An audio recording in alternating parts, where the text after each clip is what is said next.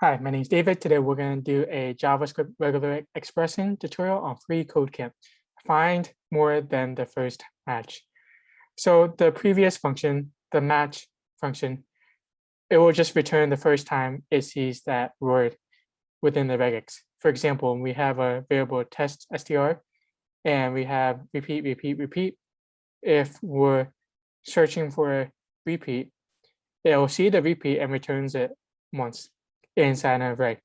But we can add a G flag to it, and that'll return all the times that pattern appears.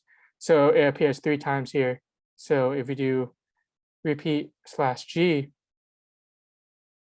we'll get repeat, repeat, repeat. So for this example, it wants us using the regex star regex here, find and extract both twinkle words from the string twinkle star.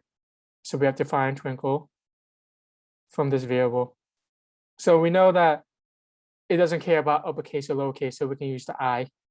And then to use flags back to back, you just put them next to each other like that. So we're looking for twinkle. So we do, in the capital case doesn't matter, twinkle. And we're looking at all the times it appears and then not case sensitive.